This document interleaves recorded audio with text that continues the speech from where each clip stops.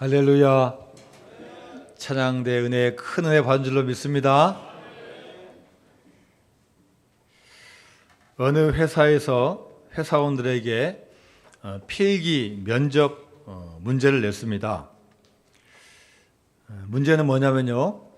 어느 지역에 69번 버스가 길을 가다가 다리에서 그만 추락해서 안타깝게도 버스 안에 타고 있던 사람들이 다 죽고 말았습니다. 가장 억울한 사람 4명을 고른다면 어떤 사람일까요? 라는 질문입니다. 여러분 어떤 사람이겠습니까? 첫 번째는 내일 결혼할 사람이랍니다. 사랑하는 사람을 만나서 보금자리를 만들고 평생 같이 할 반려자를 만나고 결혼식 올리고 행복하게 살려고 하는데 결혼도 못하고 죽었으니 여러분 얼마나 억울하겠습니까? 두 번째는 이미 출발한 버스를 억지로 잡아탄 사람이야.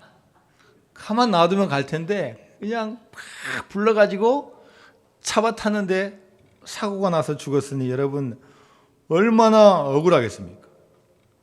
세 번째는 96번 버스를 타야 되는데 69번 버스를 타야 되는데 잘못해가지고 96번 버스로 착각해서 탄 사람.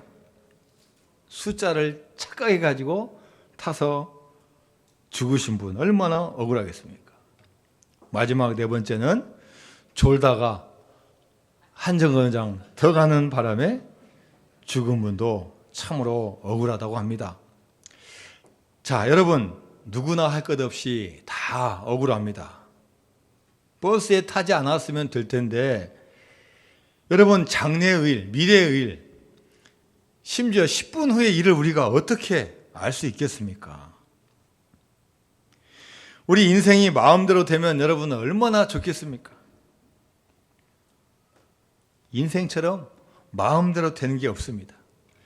가정 일도, 사업도, 학교 일도, 직장 일도 여러분 마음대로 되는 게 많지 않습니다. 그래서 사람들은 어쩔 수 없이 그 다음에 것을 선택할 수밖에 없어요.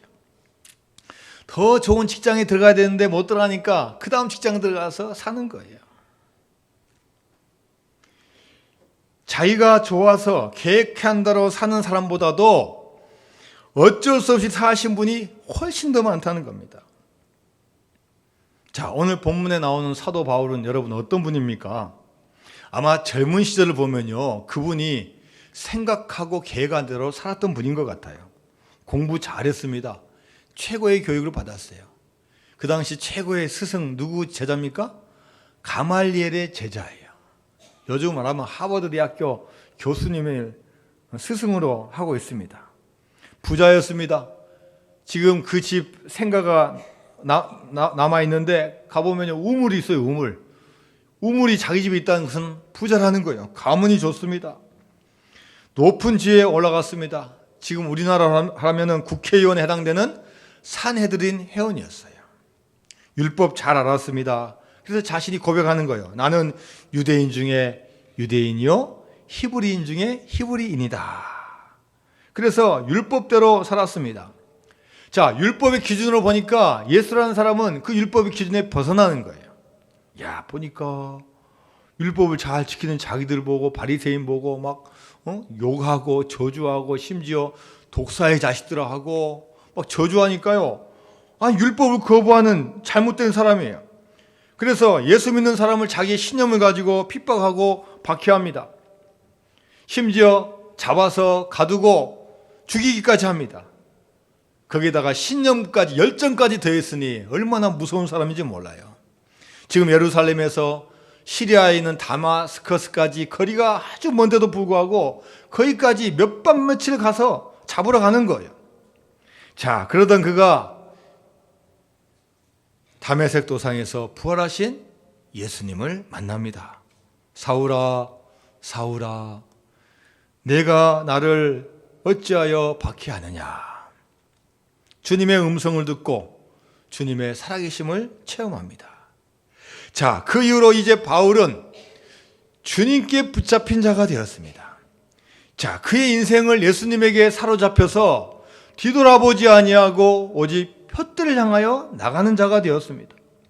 자, 그는 주님의 복음을 위해서, 선교를 위해서 고생을 마다하지 않습니다. 심지어 결혼도 하지 않습니다.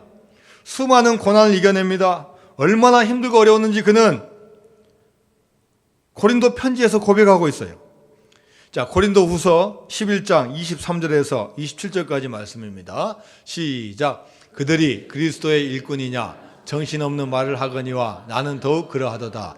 내가 수고를 넘치도록 하고 옥에 갇히기도 하고 더 많이 하고 매도 수없이 맞고 여러 번 죽을 뻔하였으니 유대인들에게 40여 가마매를 5번 맞았으며 3번 태장으로 맞고 1번 돌로 맞고 3번 파선하고 일주할 깊은 바다에서 지냈으며 여러 번 여행하면서 강의 위험과 강도의 위험과 동족의 위험과 이방인의 위험과 신의 위험과 광야의 위험과 바다의 위험과 거짓 형제 중에 위험을 당하고 또 내 수고하여 애쓰고 여러 번 자지 못하고 줄이며 목마르고 여러 번 굶고 춥고 헐벗었노라. 여러분, 이 고백을 보면 여러분 바울보다 혹시 고생한 분 계셔요? 여기서 바울보다 고생한 분 있습니까? 물론 여러분도 죽을 고비 넘기신 분도 있고 또 어렸을 때 또 집이 가난해서 배고픈 분도 있지만 사도 바울처럼 맞고 감옥에 갇히고 수십 번의 죽을 고비에서 여러분 넘기신 적이 있습니까? 근데 여러분 바울이 이 이야기를 한 이유는요, 내가 고생했다가 아니에요. 내가 고생 많이 했으니까 나 알아달라 이 말 아닙니다. 내가 많은 분들에게 자랑하려고 하는 게 아니에요. 오히려 자랑하는 게 아니라 이것을 통해서 하나님의 은혜에 감사하려고 이 일을 고백한 겁니다. 자, 고린도전서 15장 10절 말씀입니다. 시작. 그러나 내가 나 된 것은 하나님의 은혜로 된 것이니 내게 주신 그의 은혜가 헛되지 아니하여 내가 모든 사도보다 더 많이 수고하였으나 내가 한 것이 아니요 오직 나와 함께 하신 하나님의 은혜로라. 할렐루야. 여러분, 내가 나 된 것은 어떻게 됐다고요? 하나님의 은혜로 됐다는 거예요. 내가 잘하고 내가 열정이 있고 내가 많이 배웠고 내가 계획을 잘 짜서 그런 게 아니라 이 모든 것이 하나님의 은혜였다고 고백하는 겁니다. 내가 물론 다른 어떤 사도보다 더 많이 수고했고 한 적이 있지만 내가 한 것이 아니요 오직 나와 함께 하신 하나님의 은혜임을 고백하고 있는 것입니다. 여러분, 다 무엇으로 된 것입니까? 하나님의 은혜로 됐다는 거예요. 사도 바울이 고백하고 있는 것은 하나님의 은혜를 고백하고 있는 겁니다. 여러분, 우리가 살고 있는 이 시대도 결코 살기 쉬운 시대가 아닙니다. 높은 지위에 있는 분은요, 높아서 힘들고, 낮은 분은 올라가려고 애써서 힘들고, 다 힘듭니다. 있으면 있어서 힘들고, 없으면 없는 대로 힘든 시대를 살고 있습니다. 여러분, 요즘 학생들, 자녀들 여러분 불쌍하지 않습니까? 그래도 저희 때만 하더라도 좀 마음껏 놀았던 것 같아요. 마음껏 놀고 뭐 공부를 해도 뭐 숙제만 좀 잘하면 되고 이랬던 것 같아요. 근데 지금은요, 아이들의 선택권이 없어요. 학교 끝나자마자 스케줄이 쫙 짜져 있어요. 최소한 2과목, 3과목, 어떤 또 자녀들은 막 7과목, 8과목으로 일주일 내내 공부를 하는 거예요. 여러분, 결혼하신 분들 결혼하니까 행복하고 너무 좋습니까? 날마다 일어나면 입이 찢어집니까? 날마다 아내와 남편을 보면 너무나 좋습니까? 결혼하는 사람도 힘들고 또 결혼 안 하는 사람도 힘들어요. 결혼하는 사람도 그래도 조금 힘들고 어려울 때 좀 말벗도 하고 좀 도와주고 좀 하는 사람 있으면 좋겠다. 힘들어요. 자식 몇 명 있으면 행복하고 좋습니까? 1명 있으면 좋습니까? 딱 1명만 잘 돌보면 되니까 좋습니까? 아니면 여러 명 있으면 힘듭니까? 자식이 있어도 힘들고 없어도 힘든 게 이 세상입니다. 여러분, 이 나라에서 가장 높으신 분이 뭡니까? 대통령 아닙니까? 여러분, 요즘 대통령 보면 여러분 대통령 하실 거예요? 안 하실 거예요? 네? 요즘 대통령 보면요, 진짜 못할 것 같아요. 그래서 예전에 어떤 대통령이 뭐라고 이야기했어요? 못해 먹겠다.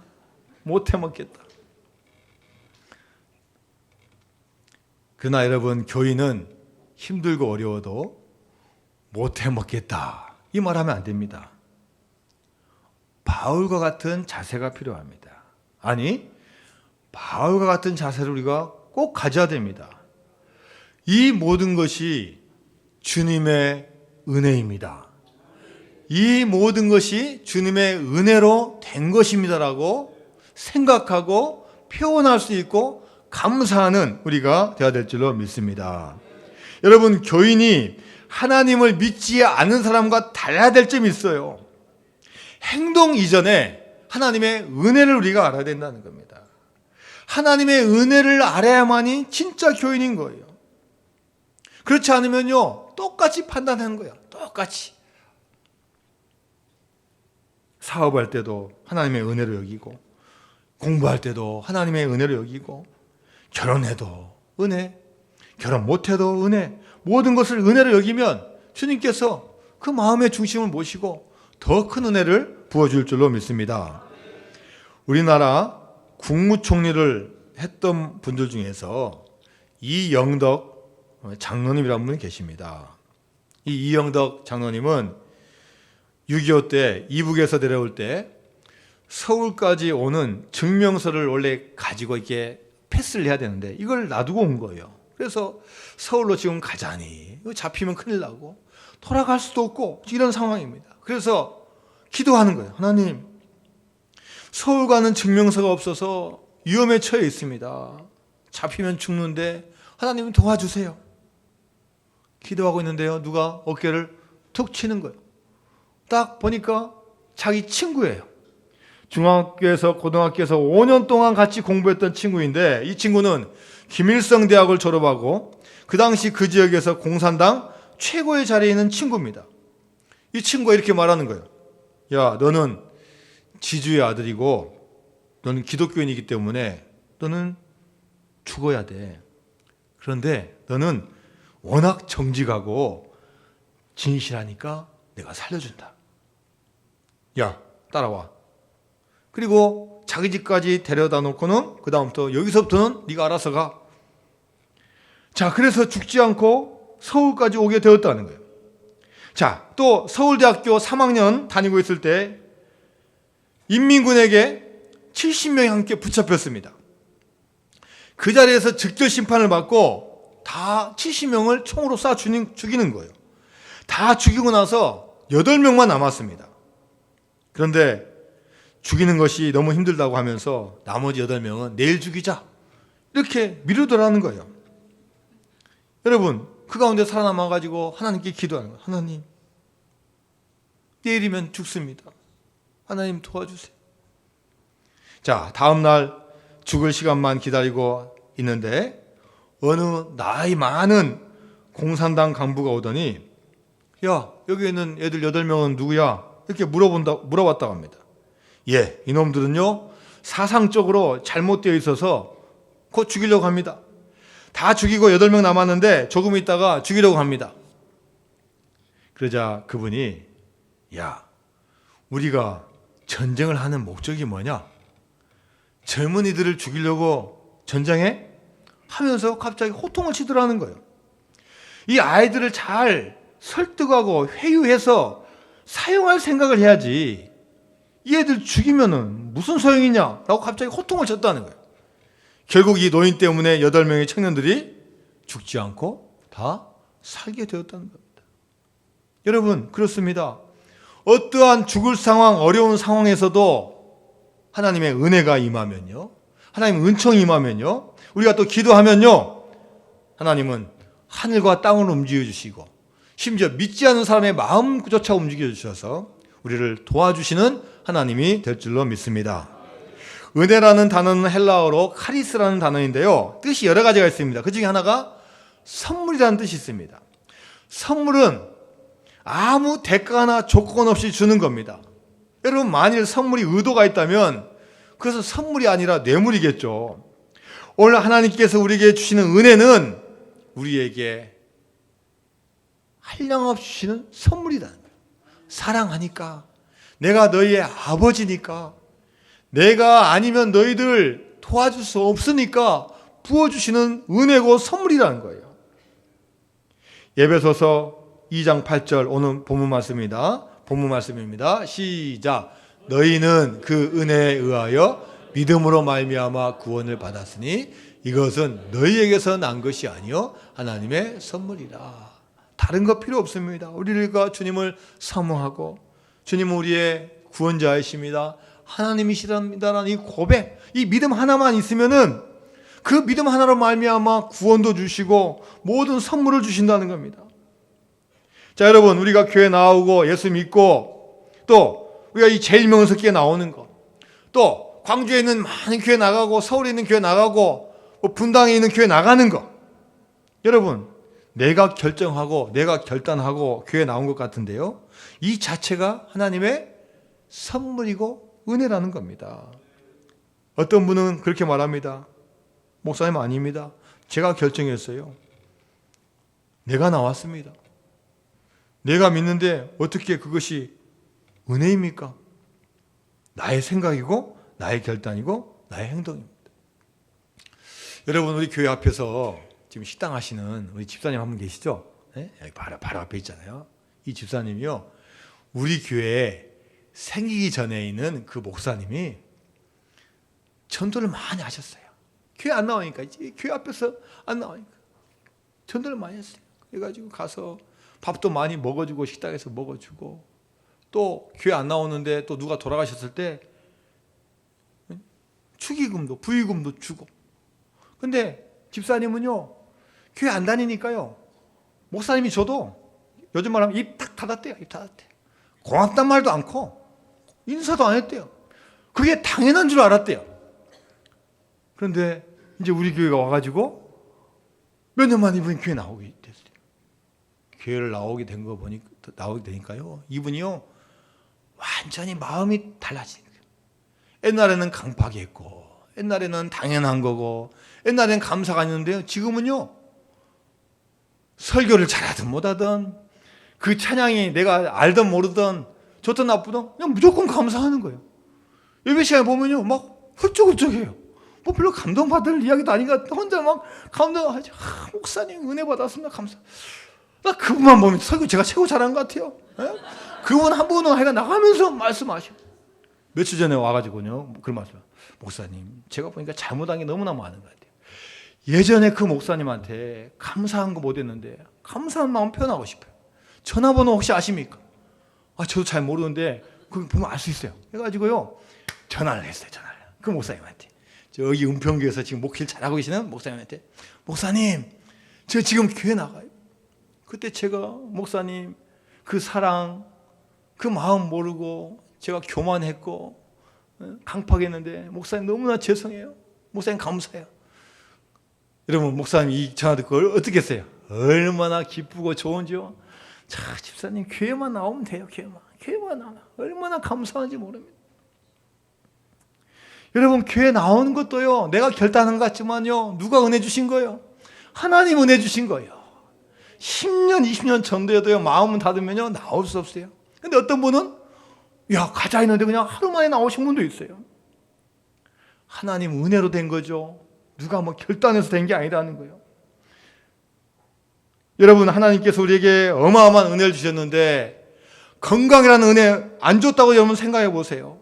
돈도 많이 있고 젊고 많이 배웠고 인기도 있는데 여러분, 건강을 잃어버렸다 생각해 보세요. 어떻게 되겠습니까? 여러분, 우리가 다 내 힘으로 할 수 있을 것 같은데요, 하나님께서 도와주시지 않고 은혜 주시지 않으면요 할 수 없는 겁니다.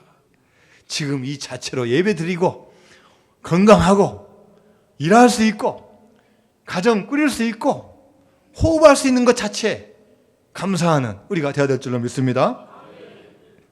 여러분, 우리가 이 은혜를 잃어버리면요 세상의 잣대가 되는 거예요. 세상의 노예가 되는 거예요. 야, 다수결로 하자, 투표하자, 세상의 여론이 그런다, 세상의 언론이 그런다. 여러분, 은혜가 없어지는 순간요, 불평과 원망이 쏟아지게 되는 거예요.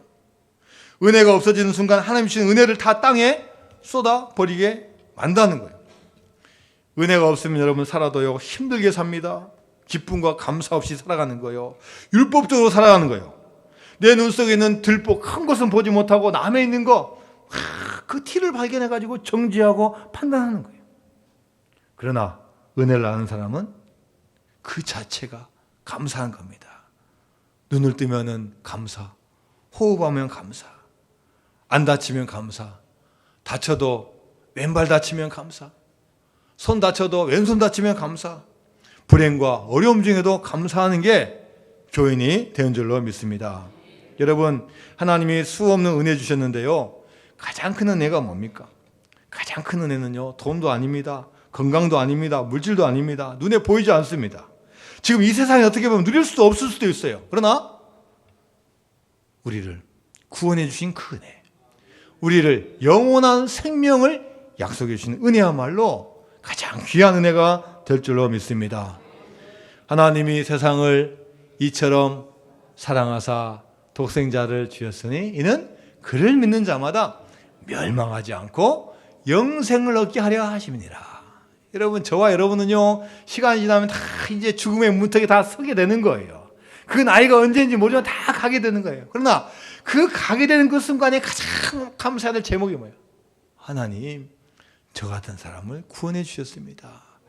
육체의 삶으로 끝나지 않고 영원한 삶, 영원한 생명을 주셔서 감사합니다. 이런 고백을 하는 우리가 되어야 될 줄로 믿습니다. 여러분, 바울 보십시오. 바울은 시간이 흐를수록 더 능력이 나타납니다. 은사도 많고요, 3층 천, 하늘나라도 갔다 온 것 같아요. 천국을 봤어요. 그리고 가는 곳마다 기적이 일어납니다. 그런데 존경받고 능력이 있고 그렇지만 갈수록 더 겸손해지는 거예요. 고린도전서 15장 8절 9절 말씀입니다. 시작. 맨 나중에 만삭되지 못하여 난 자 같은 내게도 보이셨느니라. 나는 사도 중에 가장 작은 자라. 나는 하나님의 교회를 박해하였으므로 사도라 칭함받기를 감당하지 못할 자니라. 고린도 교회에 편지를 보내면서 자신의 약함을 고백하는 겁니다. 여러분, 사실은 저는 만삭되지 못한 사람입니다.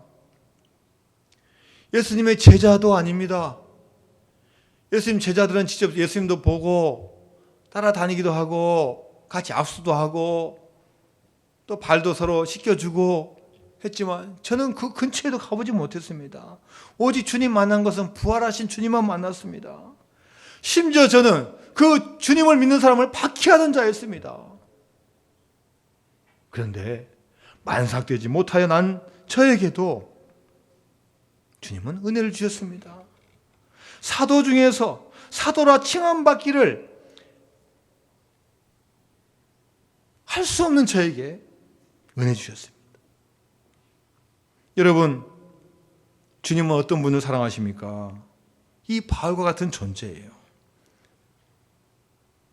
내가 때로는 잘못하고 실수하고 어려워도 하나님께서는 우리를 찾아와 주신다는 겁니다. 아버지와 형을 속이고 도망간 야곱, 하나님 버리지 않으셨어요. 오히려 12지파의 조상이 되게 하셨어요. 그 허물과 그 단점과 그 부족함을 하나님께 채워주시고 오히려 더 좋은 사람을 세워주셨어요. 사람 죽이고 도망간 모세, 하나님 잊지 않으셨어요. 다시 불러주셔서 사용하셨습니다. 여러분, 다윗 보십시오. 부하의 아내와 관계 맺고 은폐하기 위해서 부하까지 죽였어요. 그런데 그 살인자를 하나님께서 용서해 주신 거예요. 베드로도 용서해 주시고 바울도 용서해 주시고 우리 모든 믿는 사람들 다 용서해 주시는 거예요. 여러분, 누가 나의 의를 주장할 수 있겠습니까? 누가 내가 공의로운 사람이고 나만이 의인이라고 누가 주장할 수 있겠습니까? 세리, 사기꾼, 마태를 불러주셔가지고요, 주님의 제자 삼으셨어요. 기회주의자, 포악한 성격 요한, 하나님 나라의 백성이 되게 해주셨습니다. 가늠하다 잡힌 여인 용서해주고 받아주셨어요. 하나님은 긍휼하신 분이기 때문에 우리의 부족함을 다 아시니까 오히려 이렇게 세워주시고 우리를 일하는 일꾼으로 세워줄 줄로 믿습니다. 자, 더 나아가서 바울은 자신을 어떻게 고백합니까? 디모데전서 1장 15절 말씀입니다. 시작. 미쁘다 모든 사람이 받을 만한 이 말이여 그리스도 예수께서 죄인을 구원하시려고 세상에 임하셨다 하였도다. 죄인 중에 내가 예수니라. 은혜를 깨닫고 보니까요, 죄인 중에 죄인이 나라는 거예요. 우리 인생은 마치 밭과 같습니다. 여러분, 우리 교회 앞마당에도 밭이 있어요. 그래서 이 밭에 제가 알기로 열 몇 분이 봄 전부터요 씨 뿌리고 농사를 지으셨어요. 상추, 고추, 오이, 토마토. 어쨌든 간에 제가 뭐 시장 안 가도요 딱 보면은 먹을 거 많아요. 열 몇 가지가 다 심어져 있어요. 그래서 목사님 이게 첫 수확입니다 해서 주신 분도 있고 얼마나 감사한지 몰라요. 제가 며칠 전에 밭에 가보니까요 열린 게 별로 없어요. 잡초가 무성해요. 그동안 뽑아 먹을 거 다 뽑아 드셨어요. 심고 다 걷어가지고 이제는 이제 가을 왔다 겨울 왔다 이제 끝났다 해가지고 이제 몇 가지만 심으신 것 같아요. 가보니까요 땅이 안 보이고 뭐 잡초가 빙 둘러쌌어요. 여러분, 관리하지 않으면 잡초가 다 쏟아납니다. 여러분, 우리 마음도 우리의 신앙도 겸손하지 않고 조금만 무관심하면요 이 교만이라는 잡초가 뒤덮어버리는 거예요. 이 잡초는 좋은 씨앗들을 해쳐버리고 좋은 것들의 땅을 다 영양분을 뺏어가는 거예요. 그래서 농사가 잘 되기 위해서는 땅을 갈아엎어야 되고 또 이 잡초를 잘 뽑아줘야 됩니다. 여러분, 아무리 씨를 뿌려도 마음밭이 교만하면요 절대 은혜를 우리가 받을 수가 없습니다. 그래서 사도 바울은 이렇게 고백을 했습니다. 고린도전서 15장 31절 말씀입니다. 시작. 형제들아, 내가 그리스도 예수 우리 주 안에서 가진 바 너희에 대한 나의 자랑을 두고 단언하노니 나는 날마다 죽노라. 날마다 죽는다고 고백했어요. 나의 교만, 나의 공로의식, 나의 율법의식을 날마다 주님의 십자가 앞에 받고 내가 죽는다고 고백했어요. 지난주 한 주간 우리 교회에서는 특별 새벽 집회를 했습니다. 감사하게 거의 다 나오셨어요. 몇 분만 빼놓고는 거의 다 나오셨어요. 우리 교인들의 거의 한 85%가 나오신 것 같아요. 개근하신 분도 많고요. 한 번 이상 나온 분이 많습니다. 자, 여러분, 그런데 왜 우리가 새벽 기도를 왜 해야 됩니까? 낮에도 기도해도 되고 저녁에 기도해도 되고 밥 먹기 전에 기도해도 되고 또 차 타고 가면서 기도해도 되는데 왜 꼭 새벽을 깨워서 기도해야 됩니까? 하나님은 다 계시기 때문에 어디서 기도해도 다 들어주셔요. 그런데 왜 꼭 목사님 왜 꼭 새벽 기도해야 됩니까? 또 왜 특별이라는 단어 넣어가지고 왜 꼭 부담을 주십니까? 왜 그렇습니까? 겸손해지려고 하는 게 겸손. 기도하지 않으면요, 새벽을 깨우지 않으면요, 내가 잘해서 되는 걸로 다 살고 있어요. 일찍 일어나고 열심히 준비하고 열심히 일하고 열심히 사업하니까 야, 내 입으로 됐구나, 할렐루야, 이렇게 되기 쉽다는 거예요. 하나님, 제 힘으로 할 수 있는 게 아닙니다. 하나님께서 은혜 주시면 할 수 없습니다 라고 주님 앞에 나와서 겸손히 고백하는 게 새벽 기도라는 겁니다. 겸손해지려고 하는 거예요. 내 힘이 아닌 하나님의 힘으로 살려고 하는 겁니다. 여러분, 우리는 하나님을 가까이 해야 됩니다. 그 어떤 것보다도 하나님을 가까이 해야만이 은혜가 우리에게 오는 겁니다. 하나님께서는 하나님을 가까이 하고자 하는 이들에게 은혜를 주신다고 말씀하셨어요. 야고보서 4장 8절 말씀입니다. 시작. 하나님을 가까이 하라. 그리하면 너희를 가까이 하시리라. 죄인들아, 손을 깨끗이 하라. 두 마음을 품은 자들아, 마음을 청결하게 하라. 하나님을 가까이 하라는 거예요. 그러면은 내가 너희들에게 가까이 와주겠다는 거예요. 우리 주변 보십시오. 내가 누구와 가까이 하고 누구하고 대화하고 누구하고 어울리냐에 따라서 그 사람의 달라지는 거예요. 여러분 맨날 비판하는 사람 한번 만나보세요. 들을 때는 참 재밌습니다. 내가 모르는 거 신기한 거 막 다 나와요. 막 나라 이야기 나오고 정부 나오고 여당 야당 나오고 법무부 장관 나오고 막 내가 모르는 거 다 비판하니까요. 이야 대단하다 똑똑하다. 막 정치평론가 이분이 대통령 되면 되는 것 같아요. 그러나 여러분 그렇게 사귀어 보십시오. 그렇게 해보십시오. 다 나중에 이야기 듣고 나중에 세상 보면 다 비판할 것밖에 없어요. 다 죽일 놈이에요. 다 죽을 놈이고 살 사람은 아무도 없어요. 누구 곁에 있느냐가 중요한 거예요. 여러분 술 친구 한번 사귀어 보세요. 좋은 술, 기가 막힌 술이 얼마나 많은지 몰라요.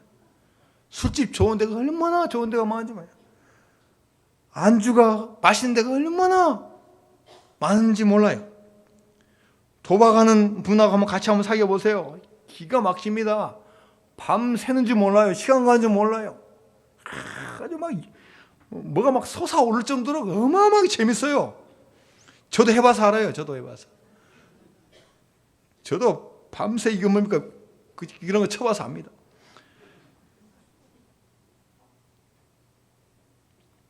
누구 곁에 있느냐에 따라서 그분의 인생이 달라지는 거예요.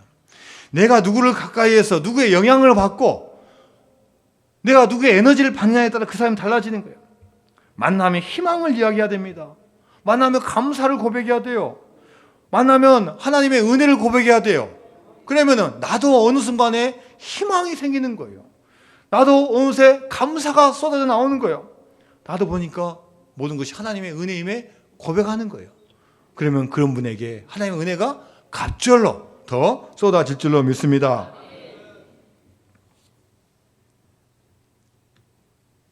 영국에 있던 어떤 분이 32살 되었는데 살기가 싫어요. 죽자. 영국 테임즈 강에 빠져 죽으려고 마차를 탔어요. 그러니까 마차를 세우고 강물로 뛰어들었습니다. 그런데 야 천천히 이상하다 수상하게 쳐다본 사람이 쏜살같이 달려가서 붙잡고 살려냈어요. 실패했습니다. 집에 돌아와서 야 안 되겠다. 어떻게 죽을까? 약 먹고 죽자. 약 먹고 누웠어요. 그런데 이게 웬일이에요? 그동안 집에 한 번도 안 찾아온 사람이 갑자기 찾아와가지고 발견해가지고 살아났어요. 어떻게 죽을까? 그래 그자 이 면도칼로 동맥 끊어버리죠. 탁 했는데 면도칼이 뚝 부러져 버려. 야 죽는 방법 마지막 하나 있지. 목 매달아 죽자. 그런데 또 다니까 또 이웃집 사람이 마침 와가지고 또 살려놨어요. 4번 죽으려 해도 죽을 수가 없어요. 어떤 교인이 발견하고 전도합니다. 하나님의 은혜를 이야기해 줍니다. 우리 힘으로는 살 수 없습니다. 하나님께서 도와주셔요.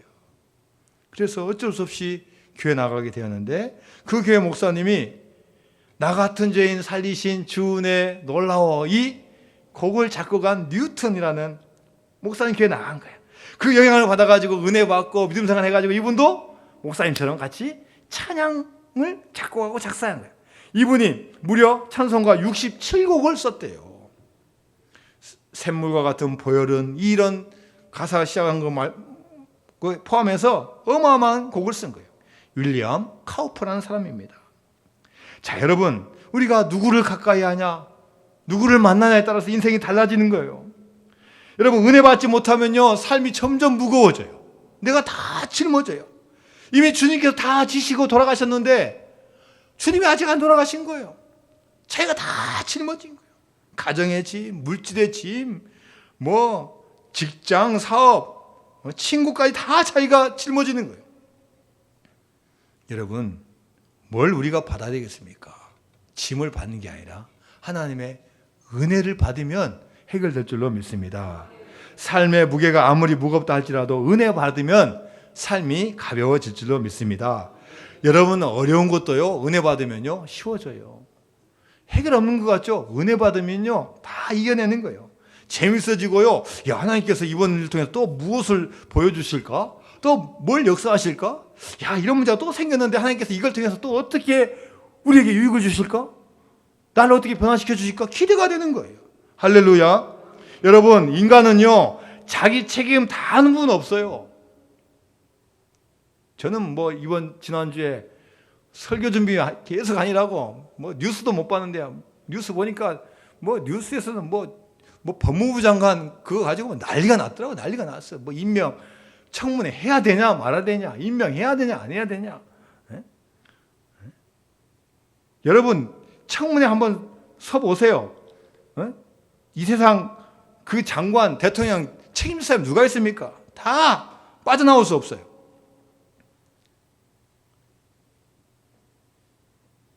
여러분 무엇보다도 우리는 은혜를 사모하는 사람이 되어야 될 줄로 믿습니다. 다 부족해요. 부족하다고 해서 잘못한 거 하라는 이야기가 아니에요. 부족합니다. 그러면 서로 안 할 수 있도록 기도하고 노력하고 서로 연결하고 주님 앞에 보좌 앞에 나와서 회개하고 나가면 주님께 다 그때그때마다 은혜 주시는 거예요. 지혜도 주시고 청명도 주시고 또 사람도 연결시켜 주시고 또 생각도 나게 해주시고 주님께 도와주시는 거예요. 할렐루야. 같이 우리 찬양하겠습니다. 나를 지으신 이가 하나님, 같이 찬양합니다.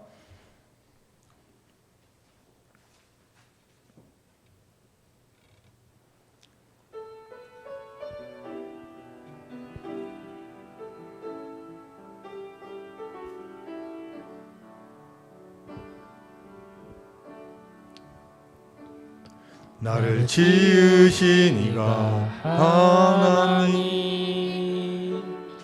나를 부르신 이가 하나님, 나를 보내신 이도 하나님, 나를 보내신 이도 하나님, 나의 나된 것은 다 하나님 은혜라, 나된 것은 다 하나님 은혜라. 나의 달려갈 길 다 가도록 나의 마지막 호흡 다하도록 나로 그 십자가 품게 하시니 나의 나된 것은 다 하나님 은혜라. 한량없는 은혜, 갚을 길 없는 은혜, 내 삶을 내워 사는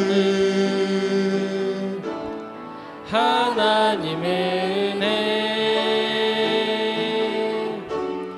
나 주저함 없이 그 땅을 밟음도 나를 붙드시는 하나님의 은혜, 한량없는 은혜, 한량없는 은혜, 갚을 길 없는 은혜, 내 삶을 내워 사는 하나님의 은혜, 나 주저함 없이 그 땅을 밟음도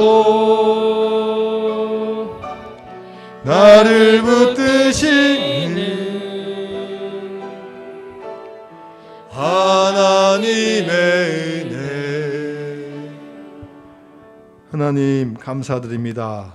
저희들 사랑하셔서 저희들 지어주시고 불러주시고 보내주심을 감사드립니다. 내가 이 인생의 모든 짐 짊어질 수 없습니다. 주님 앞에, 주님의 보좌 앞에 담대히 나올 때 주님께서 우리를 가볍게 하여 주시고 덜어주시고 주님의 보혈로 다 깨끗게 하여 주시고 우리에게 큰 능력도 허락하여 주실 줄로 믿습니다. 주님의 도우심으로 살아가게 하여 주옵소서. 주님의 능력으로 살아가게 하여 주옵소서. 그래서 정말로 늘 감사와 기쁨과 은혜를 맛보는 우리 모두가 될 수 있도록 축복하여 주옵소서. 예수님의 이름으로 기도드리옵나이다. 아멘.